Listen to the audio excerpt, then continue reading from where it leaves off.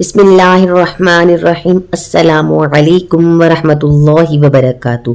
Viewers, میں امید کرتی ہوں آپ سب لوگ ایمان اور صحت کی بہترین حالت میں ہوں گے۔ سبحان اللہ۔ ویورز، جیسا کہ آپ کو معلوم ہے، میں انفارمیٹیو ویڈیوز اور اسلامک معلومات کی ویڈیوز آپ کے لیے لاتی رہتی ہوں، تو آج اسی کو کنٹینیو کرتی ہوئی میں آگے چلتی ہوں اور آپ لوگوں کو رمضان المبارک میں مختلف قسم کے اذکار کا بتاتی ہوں۔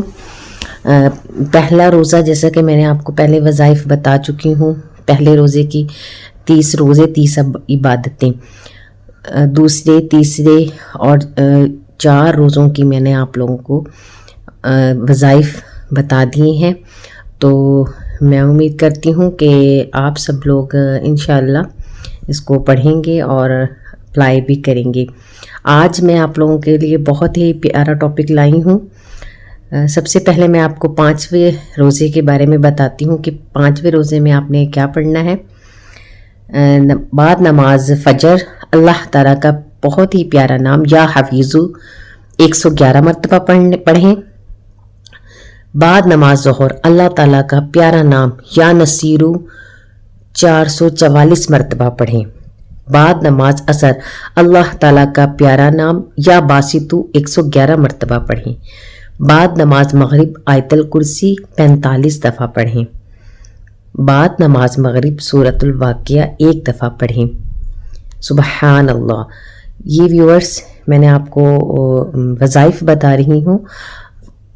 بعد نماز عشاء سورۃ السجدہ، سورۃ الملک، قرآن پاک کی تلاوت، سبحان اللہ، اور یا نافع کی تسبیح 1 تسبیح پڑھیں، اور درود پاک کی 1 تسبیح، اور یا ربی یا رحمان یا رحیم یا ارحم الراحمین، رب اغفر ورحم وانت خیر الراحمین۔ یہ میں نے آپ کو 5ویں روزے کا وظیفہ بتا دیا ہے۔ انشاءاللہ یہ ایسی ویڈیوز میں آپ کے لیے لاتی رہوں گی۔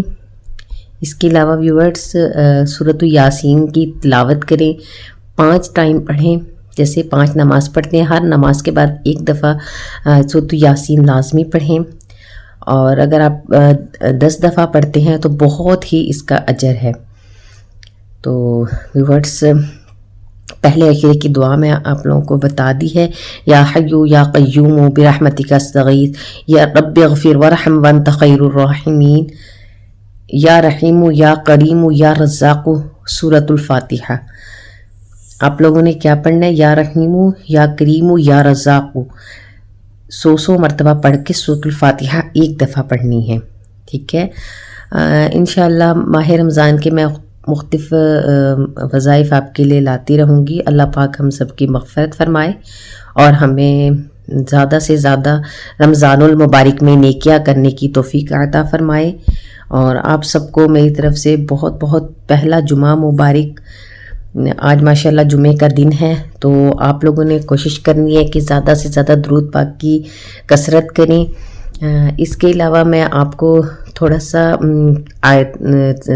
صلاۃ التسبیح کے بارے میں بھی بتاؤں گی۔ صلاۃ التسبیح کی بہت زیادہ اہمیت ہے، اور ویورز، اگر آپ لوگ صلاۃ التسبیح پڑھتے ہیں تو اس کا بہت ہی زیادہ فائدہ ہے۔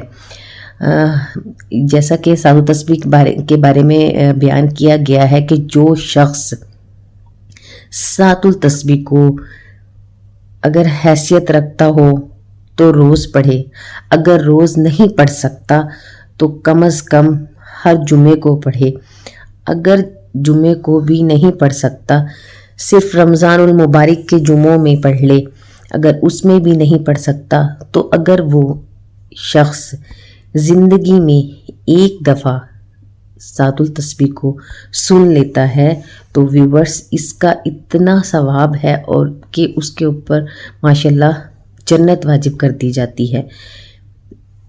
جیسا کہ آپ کو معلوم ہے، صلاۃ التسبیح میں ہم کیا پڑھتے ہیں؟ تیسرا کلمہ، سبحان اللہ والحمد للہ ولا الہ الا اللہ واللہ اکبر ولا حول ولا قوة الا باللہ العلی العظیم۔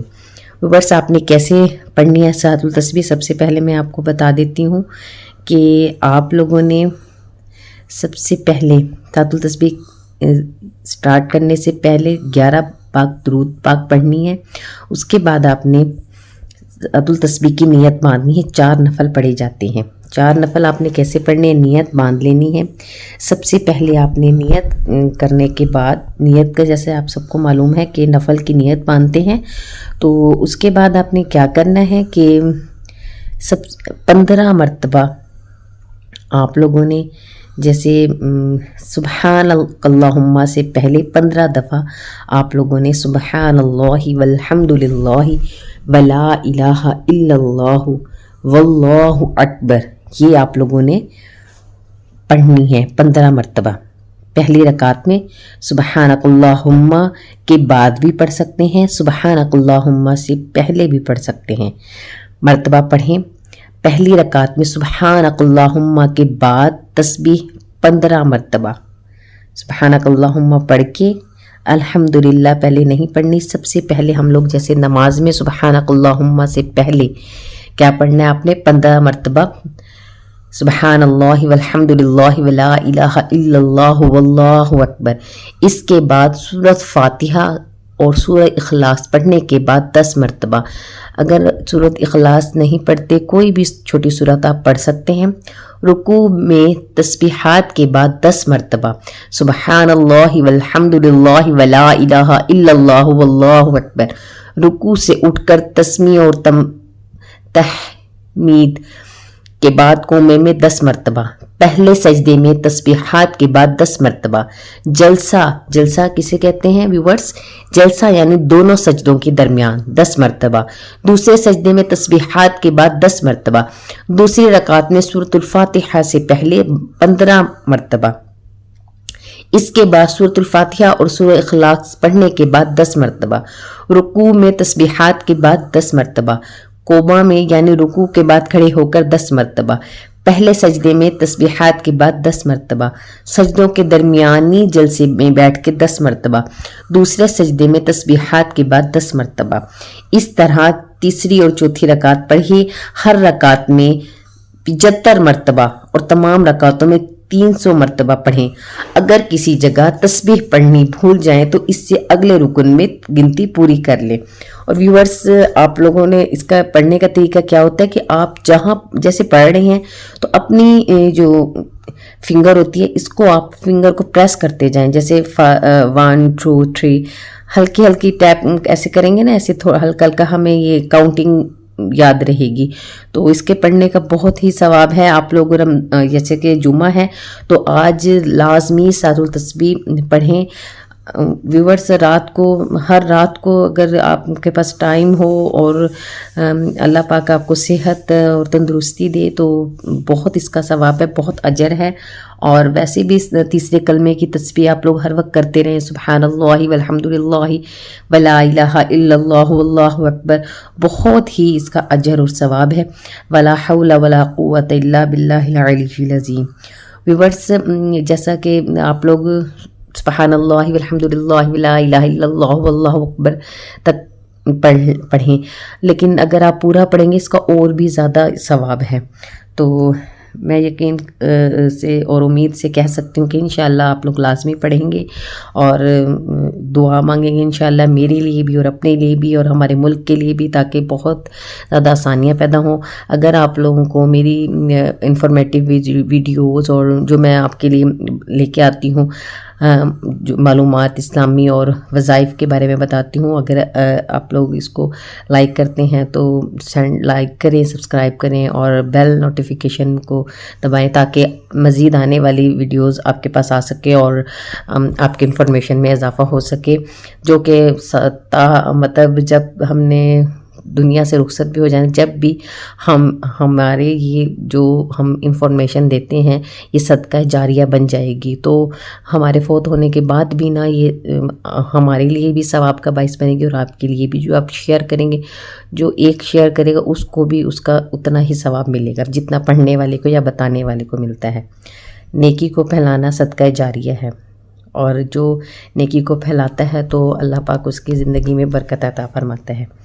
حضور کریم صلی اللہ علیہ وآلہ وسلم نے یہ نماز تسبیح اپنے چچا حضرت عباس رضی اللہ تعالیٰ عنہ کو سکھلائی تھی. سبحان اللہ.